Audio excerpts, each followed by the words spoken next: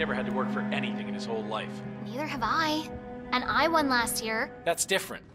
You cheated. Okay, so I have to make this video about the upcoming Hitman 3 game. Now, I absolutely love stealth games more than any other genre out there, so my standard is very high, and it's not because of the tech we have out right now or anything like that. My standard comes from games that have come out in the past and the improvements that they've had. To quickly give some examples, I love Metal Gear Solid, Assassin's Creed, the old ones, not the new shitty ones, and Uncharted. There's many more, but that's what I can think of off the top of my head. And I want to say that these kind of negative videos aren't what I'm all about, so I won't be doing this often. I'm just very passionate about stealth games and the Hitman series, but I'm very disappointed with how they are at the moment. Now, I watched ACG's and Game Race's videos covering Hitman 2 to see what their thoughts were of these games, and my god, like, these guys try to come off as being super sincere and honest, but dude, like, these are the most generic reviews I've ever heard. Like, I was itching and getting frustrated hearing them because they sound just like IGN or any other sellout game review company out there.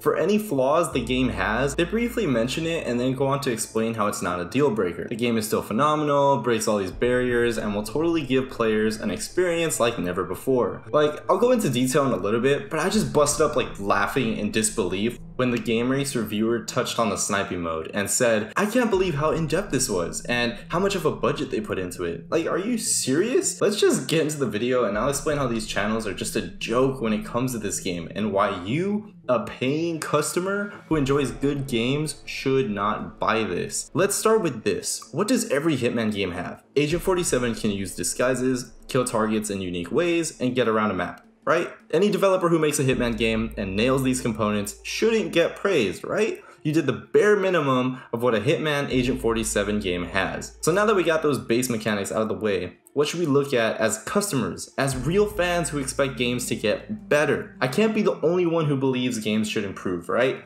You wouldn't see more features implemented and get upset, would you? No, you wouldn't. You and every other critic would say, wow, look at IO Interactive, breaking boundaries and going above and beyond, right?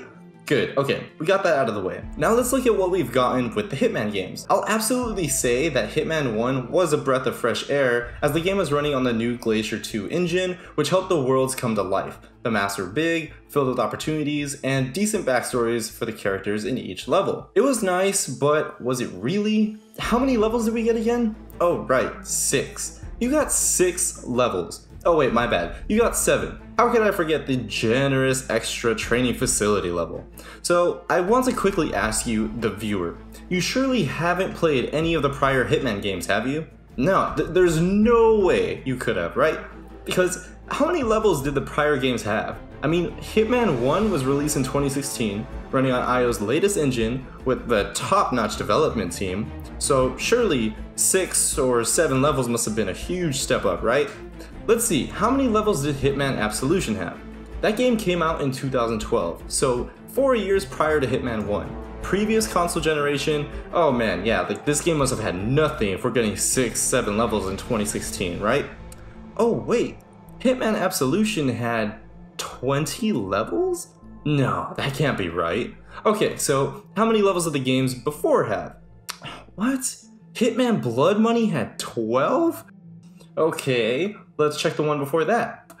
Huh, it looks almost like with our newer generations, IO Interactive has just been putting out less work than normal in their games. Huh? No way, that can't be right. Yeah, excuse the cheesy, like, sarcasm. Surely newer Hitman games have got more mechanics, right?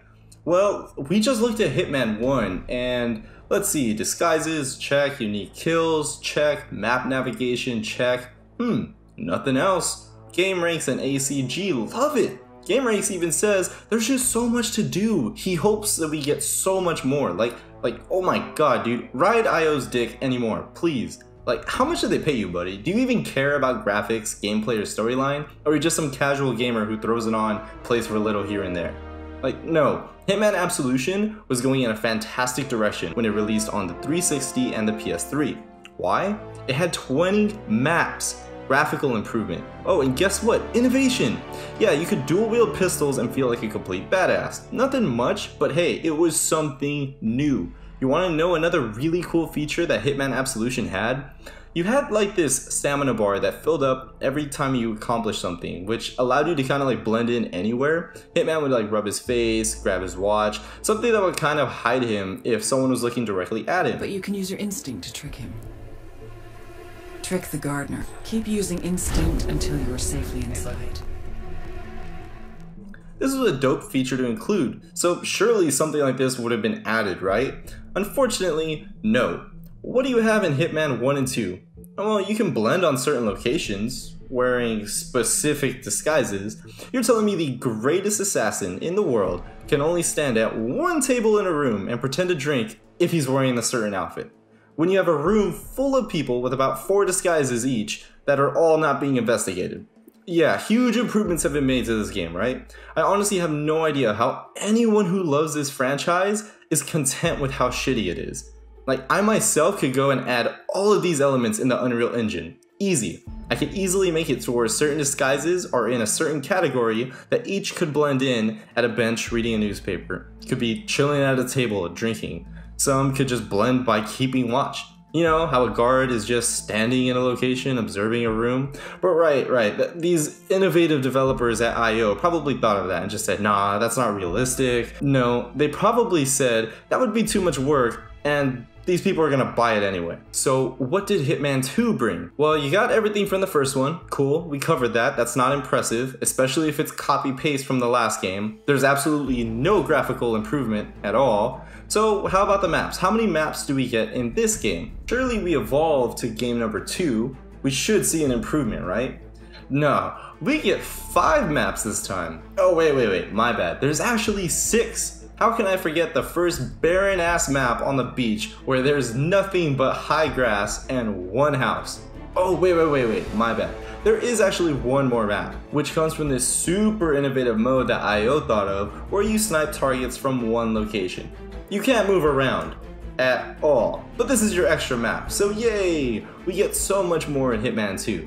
Now yes, there are more maps on this game. Oh, but you gotta pay extra for those. So on top of the $60 you already spent, you gotta go pay more to this shit company to just play like an almost regular sized game. Anyway, Hitman 2, you got 7 maps. Yay. So what else has been added? Well, hold on to your seats, you hardcore Hitman gamers. You also get a ghost mode, where you can compete with other people to complete the mission with the highest score. Wow. Yay. Was there anything else? I honestly don't even care to do an internet search or load up my game, because if there is, that's just how unmemorable these features are. Oh, but guess what? You get a lot of cool outfits and gimmick items here and there. Oh, can you imagine the amount of man hours that went into making this useless garbage? See, I'm not gonna lie to you and try to convince you that this game is good. I'm giving it to you straight as it is. You know what they could do to really make this game amazing? Agent 47 could gain XP by completing objectives and missions, which could help him unlock skills and items down the line. For example, you can unlock the ability to pick locked doors less conspicuously, lowering the amount of suspicion people have of you. You could, I guess, unlock the ability to cancel your pick locking process, since these developers are incapable of animation cancellation by default. You could unlock the ability to blend in additional locations, if not all. Like, you could unlock the ability to blend in at any table or chair in a room. You could unlock blending abilities like tying your shoe, rubbing your face, pretending to answer a phone, any of these features to make someone suspicious of you think you're acting normal.